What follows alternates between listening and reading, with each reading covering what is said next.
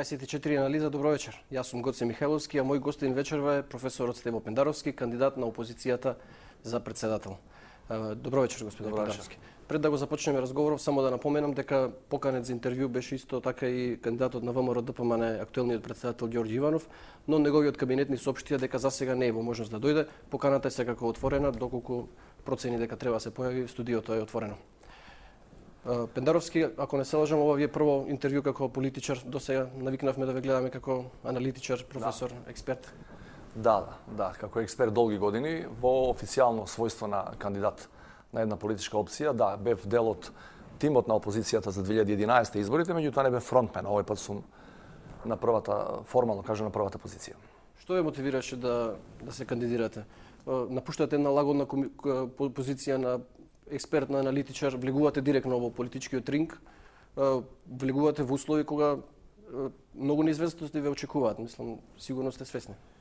Тоа беше практично најголемиот мотив. Јас сум години и години присутен во јавноста, последниве 5-6 години сум со јасно профилиран политички профил на страната и во рамките на опозиционото движење, и мојата проценка беше дека ова е моментот кога би требало сите оние кои имаат намера да се вклучат и да придонесат, ако е возможно да се промени постоечката политичка структура и политичкиот курс, тоа да го направат. Значи имав лични мотиви, конечно да дадам конкретен придонес со свој директен политички ангажман во носење нешто ново во Македонија. Ова што го гледаме во моментов и ова што е наназад неколку години е де факто одење во многу погрешна насока. Ја не се согласувам со тоа, јас сум го кажувал во друг капацитет, во друго својство многу пати. Сега сакам и во практична политичка смисла, во конкретно во политичката арена, тоа да го понудам. Дел од забелешките по објавувањето на вашата кандидатура беа дека сте добар советник, добар аналитичар, добар професор, меѓутоа не сте за прв човек, не сте за човек што би носел одлуки. За волја на вистината до сега сме немале прилика да ве видиме во такво светло. Какви гаранции имаме? Па ја не сум бил никој, јас сум кога советуваш, не носиш одлуки, го советуваш тој што носи одлуки, значи немам никаква дилема. Да погрешиш. Тоа може, значи, одговорноста е кај двата представители за кои работев повеќе години, беше јас ќе го кажам моето, но тие носат политичката одговорност, конечно тие излегуваат на избори. Мислам дека имам доволно акумулирано политичко искуство и знаење, имено од тие 8 години заедно со два македонски председатели, да можем и самиот да влезам и да ја преземам одговорноста. Значи, до сега во формална смисла не сум бил во ситуација да носам одлуки, бидејќи не сум бил политичар, не сум бил на избрана функција. Но овој пат имам намера тоа да го направам и немам никаква дилема, немам никаква резерва кон тоа што би требало да го правам. Имам доволно знаење и доволно искуство, тоа што го гледав од луѓе од кои има што да се научи, немам никакво колебање во таа смисла. Дека знам и можам да го направам тоа. Овие денови веќе се појавија некои клипови на интернет. Вие не сте политичар, не сте навикнати на кампања. Дали сте психолошки подготвен за тоа што ве очекува? Апсолутно, Гоце, јас сум подготвен. Да не се случи да среде кампања да ве снема? Како Јануковиќ да избегате некаде? Не, тама работа. Македонската јавност знае дека во 2001 кога беше најтешко, некои други бега. Ја бев секојдневно на екраните во време кога беше најтешко и кога требаше да се соопштуваат лично тешки работи.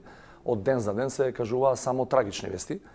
Ја тоа го правев 3,5 месеци секојдневно. Многу други луѓе, да повторам, дури и оние на кои им беше работа да ги соопштуваат тие работи, бега. Не зборам за оние кои одмараа на Халкидики, туку за оние кои беа decision makeri, тие бега и ни препушта на нам помладите во тоа време да соопштуваме неубави работи. Значи, ако сум го поминал тоа во 2001-та... на црна кампања на тоа? Па јас сум подготвен затоа што мислам дека оваа власт по инаква кампања не знае да води. Значи, гледате, вика, ние сме навикнати години и години наназад на огромна количина црнила. Нивната филозофија е во пропагандата дека ако доволно црна боја историш врз некого, дека тој нема да биде понатаму истиот човек. Ја не мислам дека е тоа така. Значи, подготвен сум на се, меѓутоа наспроти таа црна пропаганда која е закон број 1 за оваа структурна власт, ја имам намера да водам сосема обратна кампања. Значи, имам намера да кажам тоа што знам, што го знам и тоа што имам намера да го направам по изборите. Воопшто не ме секира. Значи, можда што сакаат да прават, апсолутно не ме тангира и ќе го издржам сигурно. Во оваа предкампања особено сте фокусирани на социјалните мрежи. Меѓутоа, тоа е виртуелен свет, реалноста е сосема друго. Го покаже тој случајот со професорката Ванковска. Мислите ли дека така можете да добиете избори? Ѓорѓе Иванов веќе посетил 70 села и градови за една недела. Му посакувам успех во тоа што го прави. Така смета дека треба да се прави, иако да бидеме реални, почетокот на оваа активност, која се уште не е кампања, беше нужност. Ако не е вашиот медиум и уште еден-два медиума, ние практично немаме сите комплетно од опозицијата, немаме каде на овие така наречени традиционални медиуми да се презентираме. Че ја ви благодарам за таа можност. Се надам дека некои од другиве етаблирани и национални радиодифузери ќе ја покажат слична доблест. Тоа беше нужност во еден дел, но и потреба затоа што новите медиуми се заземаат свое место. По сите истражувања, близу половина од популацијата, особено помладата, се информира или исклучиво или и од социјалните мрежи. Мислам дека е тоа една алатка која е денеска користена во целиот свет. Господине Пендаровски, вас ве сметаат за човек зихераш, човек што оди на сигурно. Меѓутоа, овој пат сте сигурно свесни во каква позиција сте, освен Ѓорѓе Иванов, спроти себе ќе имате и целата партиска машинерија на ВМРО ДПМН. Сигурно знаете што значи тоа и не ви гарантира никаков успех. Кога се партиската машинерија на ВМРО ДПМН е мит. Таа партиска машинерија е пропагандна машинерија, која ќе ја разголиш, таа нема никаква практична политичка суштина. Па на претходните изборни цикуси се покажа дека функционира безпрекорно. Само во една насока, во насока на закани и плашење на луѓето. Че ние знаеме што се случуваше 2011-та, тогашната десница беше масакрирана од таа политичка машинерија. Си гласови. Им ги испорачува резултатите. Ако испорачува резултати на таков начин, ја не би сакал тоа да го користам као искуство, не би сакал да го одобрам и не мислам дека е легитимно во политичка смисла. Ако е тоа политичка машинерија во друга смисла, да дојде да дебатира со мене, на дебати на кои ги нема со години, тогаш да. Меѓутоа машинерија која ги плаши луѓето со работни места и со не знам какви други услуги, со субвенции има, нема. Значи, која ги користи сите дозволени и недозволени надземни и подземни средства за пропаганда, ја немам намера тоа да го користам и едноставно мене ми е одбивно. Како и каде? Јас почнав преку социјалните мрежи, ќе ги користам и сите други традиционални методи, ќе одам од човек до човек, од врата на врата, независно за мало, дали станува збор за мало село, за мало населено место или за град. Дали имам намера одлука во вашата кариера во која влегувате со неизвестност, во која исходот е навистина неизвестен? Ја мислам дека шансите за успех на овие избори се опипливи, независно што мислат луѓето кои веруваат во политичката машинерија, како што ја нарекувате, затоа што мислам дека знаците на зарибување на таа машинерија која работи на таков еден неморален начин се видливи. Ако таа машинерија во наводници не употреби некои нови техники на мамење и на притисок врз граѓаните, и ним самите им е јасно дека тие не можат да ја добијат довербата каква што ја добива 2006, 2008 до кај прилика 2009 година. Од 2011 нааму таа машинерија, користам изразот кој вие го употребувате, таа машинерија почна да користи повеќе притисоци отколку коректно политичко убедување и ја мислам дека тие тенденции нема да запрат, само ќе се шират. И тоа ние мораме да бидеме свесни со кого имаме работа и не може да избегаш од таа битка. Едноставно, таа битка влогот е нашата земја. Немаме резерва. Во кулуарите има разни шпекулации дека сте човек на Америка, на НАТО, на Европска унија, не знам на кого. Не. Имаат ли основа ваквите? Дали сте се консултирале со вашите пријатели по западните метрополи? Не, јас пријатели имам индивидуалци, немам пријатели амбасадори и држави. Мислам дека никој во Македонија нема пријател држава од западот или држава од истокот. Моите пријатели се професори најчесто од академската сфера, со кои се консултирам, као што се консултирам и со моите пријатели во Македонија. Значи, немам никаква друга скриена подземна надземна активност во таа смисла. И она што јас го знам, и јас сум еден веројатно од првите кои пред 5-6 години укажуваше тоа и јавно дека така наречената меѓународна заедница ќе има се помала и помала улога во било какви избори на Балканот, вклучително и во Македонија, и не мислам дека било која западна држава може да игра решавачка улога во нашите избори. Значи, практично вие може да пиете кафе со некој амбасадор, меѓутоа да очекувате од него, ако очекувате од него да ви ги одработи изборните резултати, вие сте у заблуда, вие сте политички наивец. Добро, да не ве охрабриле тие, да не... Не, мене ме охрабри најмногу поддршката, тоа беше клучниот фактор зашто се решив овој пат, после долги месеци лично размислување и дилеми, ме охрабри поддршката која добив пред се од политичката партија СДСМ и од тие 20 на партии кои се во така наречената здружена опозиција, практично на нивните внатрешно партиски номинации и конвенции, јас бев споменат во сите нивни, буквално во сите нивни општински организации низ цела Македонија и по бројот на своите номинации бев 5 пати повеќе или подобар од другите, вторите, третите и така натаму сите што беа споменати. Луѓето што се во СДСМ ми тврдат дека таква мобилизација внатрешно партиска не е случајна со години назад. Го споменавте ова, имаше многу прашина се крена околу вашето кандидирање. Делумно за тоа веројатно сте одговорни вие со вашето однесување. До последниот ден тврдевте дека никој не ве консултирал. Зошто тактизиравте? Сигурно за 24 часа не сте донели одлука да влезете во претседателска трка. Јас имав долги месеци дилеми лични. Меѓутоа, вистината е таа. Како што ја споменавте, независно кому како изгледа, дали е пропаганда или е скривање на вистината. Јас бев повикан од раководството на партијата онај момент кога беа собрани сите номинации од терен. Значи 76 општински организации рекоа дека ме поддржуваат или мене самостојно или заедно со некои други имиња, и во тој момент раководството на СДСМ ме повика и ме праша дали има согласност да продолжи во... Тоа беше ден пред, да. Ден пред извршниот одбор на партијата, подоцна од еден централен одбор и на крајот завршивме. Вие одлучите за 24 часа да влезете во претседателство? Гледате, ја одлучив во оној момент кога ми беше предочено дека не постои ни село ни град во кој тие имаат клубови месни, кој не го спомнал името на Стево Пендаровски. Значи во тој момент јас имам претходни мои калкулации. Да нема забуна, гледам дека луѓето се закачуваат на тајмингот. Во ред е. Моето име беше споменувано и 2011 по сите шпекулации, беше мерено на анкети. Моето име беше мерено на анкети за ланските локални избори. Никој за тие два избора не ме консултираше дали би се нафатил да бидам кандидат за градоначалник на не знам која општина. Не можете луѓето да ги испречите да ме мерат. И на тие анкети имав прилично добри резултати.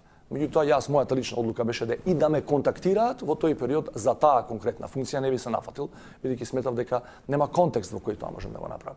Во овој момент, тие предпоставувам дека немите интерни партиски анкети, не номинациите на општинските организации, туку немите партиски анкети ме имаат мерено заедно со другите луѓе, веројатно 7-8 месеци наназад.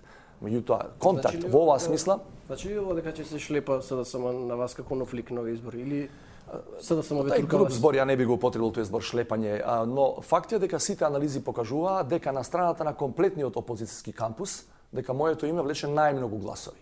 Значи тоа беше главната причина. Вие дури во обраќањето зборувавте како ќе се спротивставувате на политиките на актуелната влада, како и самите да не верувате дека може не пресврт на предвремените. Може да ми цитирате некој дел од тоа кај што ја не верувам дека може не директен цитат, ама во целото ваше обраќање пројавуваше, зборувавте дека ќе се спротивставите, дека нема да подпишувате закони што ги носи владата, дека ќе се бидете заштитник на граѓаните. Тоа е нормален дел од секој обраќање на секој кандидат. Или ќе заштитувате од владата на СДСМ. Чи гледате, ова би било добро да искористам оваа прилика да појаснам преку вас и до македонската јавност. Значи, и мојата теза на партискиот конгрес на СДСМ, на која беше верификувана мојата номинација, е дека независно која партија да е на власт, независно која коалиција да е на, вклучително и СДСМ, ја ќе го правам истото. Значи, еве да земеме една хипотетска ситуација. СДСМ е на власт, не е битно како се вика премиерот, и тие носат буџет онаков како што беше донесен после 24 декември. Па ја не знам дали постои претседател на која држава кој ќе потпише указ за важење на тој закон за буџет. Истерани комплетно 40 и кусур пратеници и сите медиуми. Или не знам други флагрантни закони кои ги нема во Европа, кои се косат со сите европски и меѓународни стандарди, да немате во 5 години ни еден указ не потпишан. Сите закони, стотици и стотици да се потпишат е невозможно. Значи да имате роботи место пратеници и место влада, место министри, негде ќе се погреши, ќе речете, ај размислете го овој закон. Зборам за суспензивното вето кое ви го дава уставот. Ние има 5 години имаме човек кој потпишува као машина се што ќе му стават на маса истиот ден. Тама не знам, не езде, не знам кој да биде на власт. Немам намера да кажам стоп, ако тоа не е во склад со интересите на граѓаните. Ние кандидиравме, вие сте избрани поради нас. Тоа е разликата меѓу мене и било кој друг кандидат или други кандидати порано. Ја не сум дел од партиската или членската структура на СДСМ. Ја влегувам во оваа битка формално како кандидат на СДСМ и издружената опозиција, меѓутоа ја во оваа битка влегувам пред синаце како Стево Пендаровски. Ја имам свој индивидуален супстрат, содржина, своји размислувања и македонската јавност тоа го знае на нас за 17-18 години. Значи јас влегувам како индивидуа поддржана од партиска групација без дилеми. Али имено затоа велам дека ќе бидам претседател на сите граѓани, а не само на оние кои ме гласали или само на членството на СДСМ. Апсурд. Имаше коментари во јавноста дека сте предложен по налог на Бранко Црвенковски, бидејќи сте соработници од времето кога тој беше претседател. Имате ли контакти со Црвенковски? Се консултиравте ли за вашата намера? Не. Со Бранко Црвенковски во изминатиот период од кога тој ја напушти политика, да се имам видено еднаш лани летото, кога разговаравме као соработници од еден претходен период. Инаку за овие конкретни... Нагласивте во обраќањето, рековте дека сте горд. Зошто? Гоце, ова што го кажуваш е ти цитираш практично една диагноза за многу луѓе во Македонија, се нарекува колективна амнезија. Ја во мојата реченица велам горцум што бев соработник и на Борис Трајковски и на Бранко Црвенковски. Црвенковски е подоцна од Борис Трајковски. Борис Трајковски прв ме постави за советник за национална безбедност, Црвенковски го наследи тоа. Значи ја од 2001 првата голема шанса да излезам на национална сцена ми ја даде покојниот Борис Трајковски и ја би сакал кога разговараме на таа тема да се спомнуваат и едниот и другиот, не заради друго, него ја и таму работев идентична работа.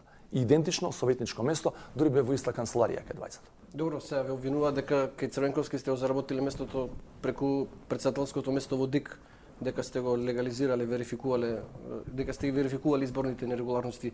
Имаше ли нерегуларности на тие избори 2004? Имаше нерегуларности и тие се јасно рапортирани. Тогашната државна изборна комисија му одзема околу 8000 гласови на тогашниот победник Црвенковски и тоа беше се што се однесува до изборните нерегуларности. Има две точки кои треба да ги знае македонската јавност. Кој се сомнева во легалитетот на тие избори и во легалноста на победникот, можеш комотно да го прочита извештајот на ОПСЕ од ИХР од тие избори и да види за какви недоследности и колку тоа влијало, дали влијаело на изборниот победник. И ја ви кажам дека тоа токму така пишува. Сите нерегуларности беа регистрирани, санкционирани од Државната изборна комисија, но тоа во целина не влијаеше на кредибилноста на победникот. Тоа е извештај на ОПСЕ од ИХР. И второ, во втора инстанца, Врховниот суд на Република Македонија, ДИК беше прва, Врховниот суд тогаш беше втора инстанца, ги потврди практично сите одлуки на Државната изборна комисија. Значи, илузорно е да тврдите дека победил против кандидатот, а не овој што победил, а некој си Стево Пендаровски во некоја соба се затворил во Скопје и ги фалсификувал сите ливчиња. Тоа е апсурд. Тоа оние кои се разбираат у избори знаат дека е невозможно. И досега во посткомунистичка Македонија во 23-4 години избори и независност, ние не сме имале друг случај во кој политичка партија го обвинува претседателот на ДИК дека избрал друг победник, а не овој кој реално го избрале граѓаните. Тоа се приказни за мали деца. Таа приказна беше измислена од тогашното раководство на опозиционата партија да се ја сочува својата позиција внатре во партијата. Иначе Црвенковски победи со 250.000 гласови во вториот круг, а и во првиот круг водеше со 75.000 гласови. Добро, прашање дали цензусот беше исполнет, тоа беше спорно. Цензусот беше исполнет по сите проценти не. Цензусот беше на Црвенковски исполнет 53,6, значи точно проценти кусур повеќе отколку што беше цензусот на Иванов последниот пат. Добро, овој корпус на прашања да го завршиме со околу прашањето за Мостар. Сте го објасниле неколку пати, меѓутоа се уште е актуелно во јавноста. Зошто не бевте во авионот со Борис Трајковски за Мостар? Ова е прашање кој сум го одговорил и пак ќе го одговорам, немам никакви дилеми, само морам да кажам да споделам со јавноста едно моје чувство. Со голема тешкотија одговарам на ова прашање затоа што мислам дека луѓето преку починати лица се обидуваат да ќарат политички поени и тоа е прилично одвратна работа. Мене емоционално ми е тешко кога низ оваа призма тој човек, многу драг за мене и за многу луѓе во Република Македонија, го третираме низ таа призма, дали некој од неговите најблиски нешто му направил, знаел па не постапил и така натаму. Добро, сигурно ќе биде користено во кампањата, претпоставувам, ќе се споменува. Нека биде користено, нека им служи на чест тие што ќе го користат, меѓутоа работата е кристално јасна и таа е документирана и на писмен начин. Еве две реченици. На 12 февруари 2004 година има писмо од тогашниот премиер Црвенковски до тогашниот претседател Трајковски. Му вели, ние правиме се македонска делегација за апликацијата која треба да се поднесе во Даблин, Ирска е претседавач на ЕУ, кој ќе биде ваш представник во македонската делегација. 4 дена подоцна. Исто документирано. На 16 февруари Борис Трајковски му одговара писмено, вели, мој представник во таа делегација ќе биде мојот советник Стево Пендаровски. Јас сум во Даблин ден порано од несреќата отиден, затоа што Борис така сакаше. Нема никаква мистификација. И зашто сметам дека се работи за една, дека е вас, кај они кои тоа го лиферува, се работи за една грозна политизација, на еден трагичен настан за цела нација. Затоа што никој не ги прашува останатите кои беа во Скопје, а не се качија во авионот. Значи најмалку неколку високи функционери на ВМРО не се качија во авионот, беа блиски соработници на Трајковски и никој не ги прашува зашто не се качија, зашто останаа во Скопје, само затоа што се високи функционери тогаш, сега уште повеќе на владеачката партија. Че ако ги прашуваме сите, да ги прашуваме сите. Мојот став е познат. Ова што ви го кажувам вам, сум го кажал и на првата и на втората комисија која ги истражуваше причините за несреќата. Тие луѓе не се ни повикани.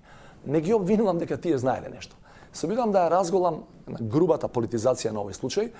Тие луѓе немаат никаква врска со несреќата. Тие луѓе се мои почитувани пријатели, јас се надевам дека сме се уште пријатели и драги соработници од едно интересно време за Македонија, тешко, но интересно. И тие луѓе немале поим дека ќе паѓа авионот. Остана затоа што имавме таков работен распоред во Скопје или на други места и тоа го правевме на заеднички колегиуми. И тоа само го поставувам прашањето. Зашто само мене ме прашувате, што е легитимно, а зашто не ги прашувате и другите? Зашто политичкиот или партискиот штит кај вас е јак и не ме прашува никој ни на социјални мрежи, ни по кафани, ни приватно, ни службено, а Стево Пендаровски постојано го споменувате во тој контекст. Тоа е целата вистина, е чиста е. Добро, да поминеме на посуштинските теми. Една од главните забелешки е дека немате јасен став, дека како аналитичар, како професор, секогаш зборувате, меѓутоа користите некои општи фрази без да се конкретно изјасните околу ставовите за клучните прашања пред кои е исправена Македонија. Едно од најважните, ако не и најважно, вие неколку пати барем сте го посочили како најважно е проблемот со името. Имате ли идеја како да се реши ова прашање? Еве еден чист став. Се надам дека почисто од ова здравје, значи коментари на ова ако има, да сме живи и здрави. Може и да имам. Нека има. Името не може да се решава без државен консенсус. Не може да се решава без државен консенсус, не партиски, не владин, не национален, не етнички, државен. Што подразбирате? Тоа значи дека сите релевантни чинители, власт и опозиција, албанци и македонци, сите мораме да се сложиме околу тоа што е црвената линија на Република Македонија. 5 години наназад ние немаме државен став. Грција го има. Сложиме, на кој начин тоа би се Како што тоа го направија многу едноставно, како што тоа го направија грците 20 години наназад, не може да се гледаат грците еден со друг, се тепаат до смрт на избори, меѓутоа во тоа време, во 90-тите години, и Неа демократија и ПАСОК направија грчка црвена линија, која били ова го прифаќаме, од тука натаму не мрдаме. Македонија 5 години нема државен став. Македонија 5 години нема владин став, дуи вели едно, ВМРО вели друго. Ние сме хендикепирани во старт. Ја не знам зашто одиме кај Нимиц, велики дека нешто преговараме, кога ние немаме усогласена позиција во Скопје. Која е позицијата на владата? Ви имате фрапантен став на премиерот, кој вели со овие што се сега во СДС и во опозицијата немам намера да разговарам за виталните национални прашања. Не, вика ќе ги информираме кој ќе дое време. Кој ќе добиеме понуда која вреди да се разгледува. Многу е чудно ова што ми го кажувате, затоа што 5 години наназад опозицијата, колку што ми е познато, а познато ми е, не е информирана во ниеден наврат. Че ние сме информирани од медиумите кај што тие брифираат. Може ли да го викне во 4 очи? Не мора лидерот ако има проблем со него. Заменикот, меѓутоа тие добиле довербата од граѓаните да водат државата, затоа има институции, има председател на собрание, има премиер, министри. Јас тврдам дека ова прашање има толку големи пропорции и не засега сите, буквално што живееме во оваа земја, посебно македонците, да легитимитетот кој владеачката партија го има добиено на избори не е доволен. Колку гласови има добиено? Колку пратеници? Треба ли да имаме референдум на крајот на тој процес? Како ќе го добие? Знаете ли колку луѓе треба да гласаат на тој референдум? Ако биде консултативен. 50. Не. Нема. Двете големи партии 2011 рекоа дека ќе биде облигаторен. Консултативен е, ја не ги знам нивните шпекулации и калкулации, тоа е манипулација со народот. Или има референдум или нема. Кој е вашиот став? Треба да има референдум? Значи, апсолутно. Апсолутно, меѓутоа ние треба да дојдеме до референдум. Последниот пат кога имавме државен став, да се вратам на најбитната точка. Последниот пат кога имавме беше Букурешкиот самит, кога државниот одбор и влада и председател излегоа со Република Македонија Скопје пред странскиот медијатор. Добро, и сега усогласени се председателот и премиерот. Само што се смени председателот. Може ли да ми ја кажете позицијата која е усогласена? Ја не ја знам на пример. Не знам. Не ја знаете како новинар, замислете, а обичниот македонец или македонски граѓанин кој треба да гласа на референдум не ја знае воопшто. Значи, нема да се мачите да ја барате, ја нема. Председателот има позиција дека неговиот став е Македонија ерга омнес. Тоа е неверојатен став. Македонија ерга омнес. Првичната беше разумен компромис, само не добивме одговор што. Ја ќе побарате од него. Меѓутоа ја не можам да го сфатам тоа. Значи, која е позиција или 3 години наназад македонскиот државен врв унисоно се обидува да ја политички валоризира Хашката пресуда. И што направија? Ние имаме кристално чиста правна победа. 15-0, сите судии гласаа за нас. И што се случува? Ние со таа правна пресуда можеме да се сликаме, народски кажано. Значи, која беше калкулацијата кога влеговме пред тој суд?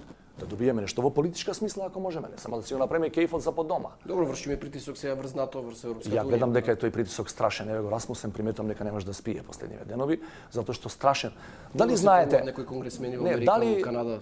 Дали писма праќаа затоа што бараат да се промени моделот на на прием?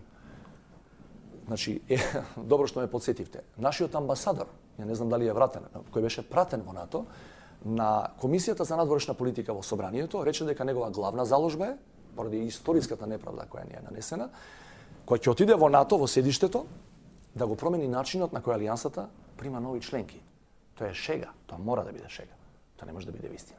Вие НАТО Алијансата ќе натерате да го промени механизмот на примање нови, што ќе биде консензус -1, -2. Тоа е неразбирање на логиката на меѓународните организации. Македонија ќе го промени начинот. Македонија. Ние 2001 не можевме без странски мисии да излеземе од конфликтот во кој упаднавме. Дај Боже да можеме, ја мислам дека не можеме. Добро, да се вратиме околу државниот став за името. Пак тоа ќе се сведе да седнат лидерите на политичките партии и да се договорат во една соба. Да. И повторно народот ќе биде заобиколен. На сите анкети народот е против промена на името, например. Дури по цена да стагнира интеграцијата во Европска унија и НАТО. Лидерите ќе се договорат. Ако се договорат и ќе речат народе ова е нашето решение, го ставаме на референдум и нека го одбие народот. Ама за да го ставиш тоа на референдум, мора да агитираш и да ги убедуваш другите дека и ти си убеден дека е тоа добро решение. Не алиби референдум во кој ќе речеш ја ова го ставам, ама ја ќе гласам против или ќе седам дома. Не таков референдум. Ако си убеден дека некое решение не задира во идентитетските белези, а не сме да задира, тама работа ако задира. И тогаш треба да објаснуваш. Да ви даме на друга споредба, можеби не е соодветна. Словенија и Хрватска го решија нивниот спор околу границата на Јадрен. Словенците има референдум за тоа прашање. Хрватите не, но словенците направија национален државен референдум. Нивниот тогашен премиер, а сегашен председател, ја шпарташе ја изора цела Словенија.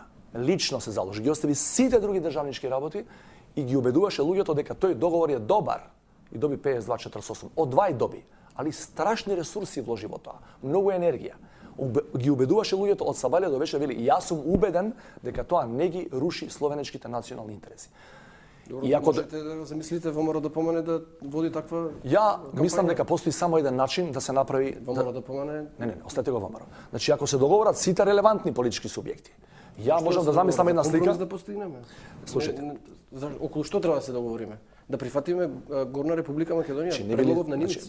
Немој да лицитирате со имиња. Ја велам да седнеме сите и да констатираме. Не можеме да прифатиме ништо. Прекинуваме преговори. Се враќаме дома. Замрзнуваме преговори. Но да биде државен консензус постигнат околу тоа. Кој е вашиот предлог? Ја не, тама. Вие, еве, ако станете председател, веројатно ќе треба да мојот предлог е да дадете некоја иницијатива. Мојата прва иницијатива, првиот ден ќе биде по изборот да ги повикам сите релевантни чинители и да им речам. Ама зашто сте вие, господин Пендаровски, да се постигне компромис или да се прекинат преговорите? Мислам, кој е вашиот став? Конкретно? Јас сум да се постигне компромис. Меѓутоа, каква содржина ќе има тој компромис? Не може да решава само еден човек. Или сите ќе се договориме за тој компромис, кој не обезличува како македонци, или ја не сакам да разговарам за таа работа. И кој компромис не обезличува, кој не обезличува? Па тоа е се подложено на манипулација. Ја можам, Како да знаеме ние кој компромис не обезличува? Именно, го поставивте вистинското прашање. Значи, зашто никогаш не сте ги прашале: "Добро бе господа, што разговарате 5 години со тој Нимец? Само кафе пиете?" Еве да дојдеме сега на конкретново. Последниот пат, дали се сеќавате на пресконференцијата на Нимец? Се сеќам. Нимец кажува една работа која никој од нашиве независни медиуми не го потпрашува. Вели, има ли разлики, има ли сличности, колку се далеку страните преговарачки. Вели, имаме големи разлики. Една од разликите сред Скопје го кажува тоа. Една од разликите е каде да стои географската додавка. Значи, луѓето овде се согласиле на географска додавка. Кого прашале? Кој ги овластил? Само вели се спорат дали е пред Македонија или пред Република. Кој им дал право да се договараат за географска додавка? Тоа го кажувам ја. Ќе дојдеш кај мене, ќе дојдам кај тебе, заеднички ќе се ова не е работа на која треба политички поени да добиваме. Името треба да излезе од политичката агенда. Името не сме да фигурира на ниедни избори. Ако и мислиме добро на Македонија. Тоа го заговарам ја. Не можеме да лицитираме со имиња. Ние ќе седнеме. Која има најголемата доверба од народот? Тие 4-5 души. Се договараме ли? Одиме, не одиме, решаваме, не решаваме. Одиме на референдум. Можете ли да замислите ситуација во која на бина се качуваат 4 релевантни лидери, 2 албанци, 2 македонци и ги убедуваат луѓето од мешан етнички состав на некој митинг во Скопје или во Тетово за тоа и тоа решение? Не можете. Нема друг начин Македонија да го реши тој спор. Или сите четворица на заедничка пресконференција велат ова е претерување, ова што грците барате фашизам, често пати и е, ние заеднички приметувате за инсистирам на зборот заеднички, консензуално внатре решивме дека ова е беспредметно. Тоа е нешто како рамковниот договор. Апсолутно. Па вие, кој човек ќе го избуткаше рамковниот самостојно? Ние немавме референдум за рамковниот, но и во собрание немаше да помине. Немаше да помине. Зашто го менувавме уставот, требаше 2/3. Околу идентитетов не ми одговоривте. Ја мислам дека само Што според вас би го загрозило, а што не би го загрозило? Кој компромис не би го загрозило? Ја можам да ви одговорам на тоа прашање ако владата мене, вам, на јавноста ни каже до кај дошле во преговорите. Значи, кога тие се согласиле дека треба да има географска додавка пред Република, според тумачењето на Нимиц, а не пред Македонија, што друго добиле као гаранција и дали уопште добиле гаранција за идентитетот и за јазикот? Ако не добиле гаранција, тие направиле национално предавство. Че ја барам да ми кажат базични информации. Вие тврдевте дека тоа прашање воопшто не е тема на разговорите, бидејќи македонски јазик во Обединети нации. Македонски јазик стои. Стои. Нивната теза е, владеачката партија вели стои, меѓутоа може да биде и наводно е оспорена од грците во преговорите. Јас сакам да видам дали е. Јас се ние збориме вака, ние сме табула раса, гледаме се, чудиме празен зид, што е договорено. Ако ништо не е договорено, да почнеме од почеток, ама пак консензуално. Разбирате, националното и државното единство се гради околу неколку стратешки точки. Ја дури велам кога доаѓаме до името. Дај да седнеме 4-5 лидери, да седнат, тие што имаат најширок граѓански народен легитимитет, и да си го постават ова прашање. Таа дилема циркулира. Дали воопшто ни треба НАТО и Европската унија? Некој велат одиме кон исток, одиме кон Азија, таму е богатството, таму е среќата, просперитетот. Ако се согласиме дека не треба да одиме на запад, дај заеднички да го направиме тоа. Ако се согласиме дека треба да продолжиме да Каков е вашиот став? Треба да одиме на запад? Мојот став е не, без било какви дилеми дека треба да одиме.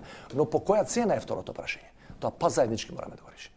По која цена би одел на запад? По цена на обезличување? Ја не би прифатил. Прв не би прифатил.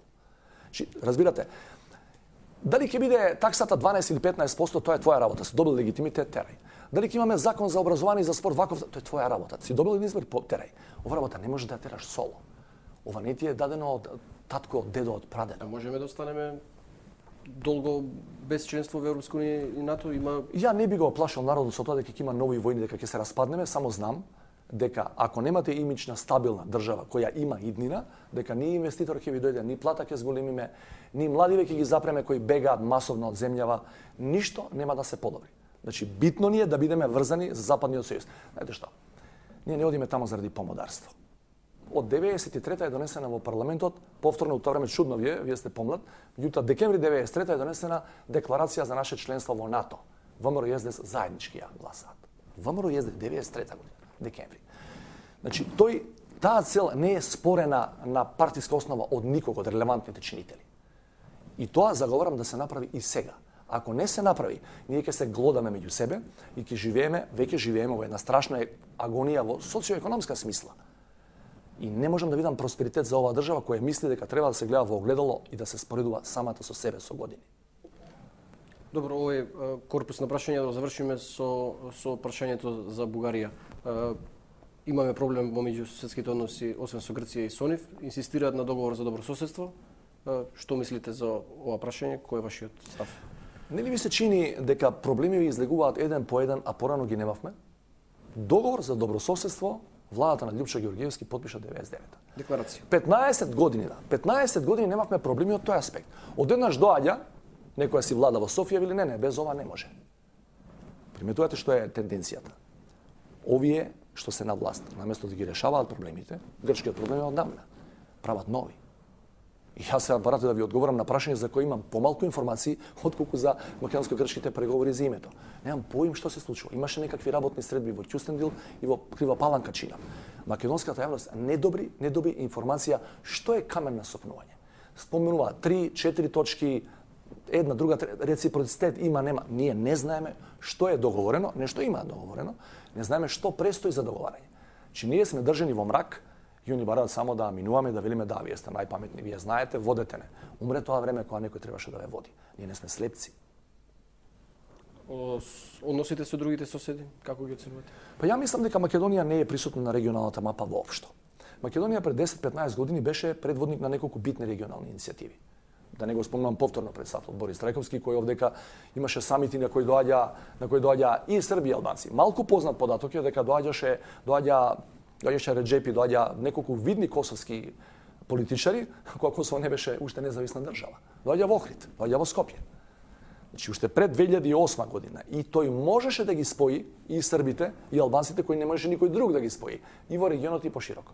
Ние овдека дочекавме сега ланската година и пол да не можеме да го одржиме самитот затоа што ако доаѓа србинот, албанецот не му доаѓа нашиот представител. Ако му доаѓа албанецот, србинот не му доаѓа и така натаму и така натаму. Значи самитот го откажавме, процес за соработка во југоисточна Европа 24 сата пред почнувањето. Тоа е дипломатски срам за нашата земја. Значи Македонија ја нема во регионалната мапа. Имаше уште една иницијатива да подсетам вас и јавноста. Сте чуле за иницијативата Балкански Бенелукс? Нашиот председател има дадено изјава за согласност. Се согласува со таа идеја. Доаѓаме овдека владата вели не. Тоа се премногу Албанија, Косово, да. Босна, Црна Гора. Од Црна Гора е тргнато, тоа црногорскиот премиер го предложи формално, на некоја четворна средба, тоа е прифатено и од наша страна, на ниво на председател, владата вели не, мислиме дека тоа не е добра работа. Некои министри во владата велеа зашто да не, од ДУИ, други министри од ВМРО не, ни случајно, че ние, тоа се многу сериозни работи. Може ли тоа да биде утре нов сојуз? Балкански Бенелукс. Знаете што има оригиналниот Бенелукс? Има парламент. Тоа ли сакаат? Немам проблем, ама нека ми кажат. Че ние пипаме се, напипуваме што е можно, што не у 21 век. Добро, да базични информации. Ние мораме да соработуваме со тие држави. Ја не спорам, Ама нека ми кажат, во тој парламент ќе биде на паритетна основа представеноста. И Македонија колку пратеници ќе има во тој парламент? Мисли ли некој околу тоа? Не само да предложиме нешто да прифатиме. Сериозни анализи мора да претходат на било каква изјава, а не на давање согласност за некакви проекти кои патем кажано и останатите во регионот ги одбија, што не беа добро обмислени, беа дадени колку да се направи политичка промоција на тој што сакаше да се промовира од Црна Гора. Како ги оценувате овие евроатлантски перспективи? Често во вашите интервјуа кажувавте дека сме некако замрзнат случај, дека сега предстојат избори во земјите од Европската унија, дека ќе се менуваат и Европската комисија, дека може да дојде некој еврокомесар кој нема да биде толку заинтересиран за Македонија како што е актуелниот. Ние сме замрзнати во однос на Европската унија и НАТО само поради името или има ова сакам да ви кажам, значи формално сме замрзнати од 2008. И сега под тоа, под површина почна нам задниве 5-6 години да не се случуваат други лоши работи, а името е само повеќе или помалку добра фасада. Значи ние сега зад името почнавме да стагнираме во сите битни демократски и економски индикатори. Во сите битни. Чи кажете ми кој економски индикатор е подобар денес од 2008? Не споредувам, не знам која друга година, него ова иста гарнитура која беше. Која слобода е сега поприсутна или ја има, а порано е? Ние у меѓувреме, токму во овој период, добивме политички затвореници. Срам во Европа. На кого мислите? Ги споменавте и во обречењето? Нема никакви дилеми, па Љубе Бошковски е во State Departmentот спомнат како политички затвореник. Во последниот извештај на State Department се спомнува во сличен контекст Шиповиќ. Не можеме да се лажеме и доколку станете председател, планирате да ги амнестирате, да поведете иницијатива бидејќи сега ви ги скратија? Значи законот е тука има забуна и гледам и на двете страни председателот му е одземено тоа овластување. Да, јасно ми, меѓутоа може председателот да излезе јавно да инициира постапка. Не може да инициира постапка, може да инициира Министерството за правда, председателот може да даде изјава во оваа смисла да каже мене тука тие работи не ми се сомнителни. Мислам дека тоа имаше прилично политичко замешателство во тие случаи и да апелираш јавно, меѓутоа низ изјава, не можеш со никаков друг механизам да го сториш тоа. Јасно е дека има политичка импликација, дека има политички притисок во неколку важни случаи во Република Македонија и ние тоа го пуштаме така до ден извода. Добро, меѓутоа ако се реши името, веројатно се ќе ни прогледаат низ прсти. Ќе ни прогледаат низ прсти, јас се плашам што ако не го решиме името и ако продолжиме со овие негативни тенденции да гниеме од внатре. Можно е. Например, ја не велам дека ние мораме час поскоро да го решиме името. Ама еве договараме. СДС, ВМРО, ДПА, ДУИ не го решаваат, велат не може бидејќи грците се фашисти, грците се радикални. Океј. Која е алтернативата? Ние нашата власт и влада вели ние имаме доволно автономни капацитети да ја развиваме Македонија. Гледаме како ја развиваат Македонија изминативе 5 години. Чи велат тоа е добро да сме тамо. А зошто мислите дека немаме капацитети да ги развиваме? А ние ги гледаме ефектите. Мора некој да ни кажува како Белград што ни кажувал, па сега да чекаме Брисел да ни кажува што треба да правиме. Разликата, како помлад треба да ја знаете, разликата од Белград и од денешен Брисел, која слушам и во неколку други посткомунистички држави како аргумент во наводници, Белград беше комунистички центар. Брисел е демократски центар. Значи не може да ми кажете дека ние треба не можеме сами ние да си немаме сила внатрешна да си Ја го поставам истото прашање. Моето скромно забележување е дека сегашната влада посебно најголемата партија, нема демократски капацитет да ги избутка неопходните реформи и без Европската унија и НАТО. Ја не спорам дека не е можно. Потешко ќе биде, али е возможно. Меѓутоа гледате што не се случува. Ние имаме индикатори кои кажуваат, ние сме европски рекордери по мизерија. Ние имаме намалување на невработеност само затоа што воведоа две нови спектакуларни категории, активни и пасивни баратели на работа. Сте чуле за пасивен барател на работа у свет? Пасивен барател. Пасивно Не бара. работа, нема не ни бара работа. Мислам дека има тоа. Не се вика пасивен барател, што тоа е контрадикција во самиот израз. Не се. Македонија ги намалува на вештачки начин невработените. И ние имаме, не по мој, по ваш податок, 440.000 иселени според Светска банка од уназад 12 години назад. Што правиме со тоа? Ние ќе дојдеме во ситуација кога не ќе можеме, ќе имаме институции, не ќе имаме народ. Ние ќе имаме председател, премиер, пратеник, нема да имаме луѓе. Ние од тие причини мене ми се чини не ги кажуваме резултатите од во пописот. Европска унија иселувањето веројатно ќе продолжи. Ете Бугарија, Романија се најголем пример за Иселување тоа. од Македонија имаше и 90-тите. Меѓутоа статистичари велат дека пропорциите на сегашниот последен емигрантски бран се поголеми од тоа време кога имавме војни околу нас. Тоа треба да не загрижува. Да, ма, и да влеземе во Европска унија, веројатно тоа нема да се сопре, напротив, може да ескалира. Јас мислам дека Барем треба. такви се примерите од регионот, од Романија и Бугарија. Јас предлагам да влеземе во Европската унија, па после да ги гледаме тие последици. Ако не влеземе, минимум ќе имате уште толку бугарски носители на бугарски пасоши колку што имате денеска. И без влезење во Европската унија. А таа бројка не е мала. И јас се плашам дека следи втор, трет чин на таа драма за сите што живееме тука. Овие што одат пред нас кон Европската унија. Заради разни погодности, полесно патување, полесно правење бизнис. Да не почнеме ние скоро да земаме српски и албански пасоши. Албанија сега во јуни ќе е можно да добие кандидатски статус. Србија веќе почна да преговара. Што правиме тогаш со Македонија? Добро, го зборуваш и Ахмети пред одредено време. Па што? Ама не ве сметава за консензуален кандидат. И поимот консензуален кандидат по мене е погрешен. Ја мислам дека сите обиди на ДУИ беа за коалиционен, за внатре владин кандидат. Значи сите обиди на ДУИ, колку што ја можам од јавност да разберам, беа да се најде заеднички прифатлив кандидат со ВМРО ДПМН, а не со сите други. Добро, Што е коалиционен тие кандидат? две партии го имаат легитимитетот најголем. Нека терат, не го спорам ја нивниот обид, само ви кажувам дека терминот не е прецизен.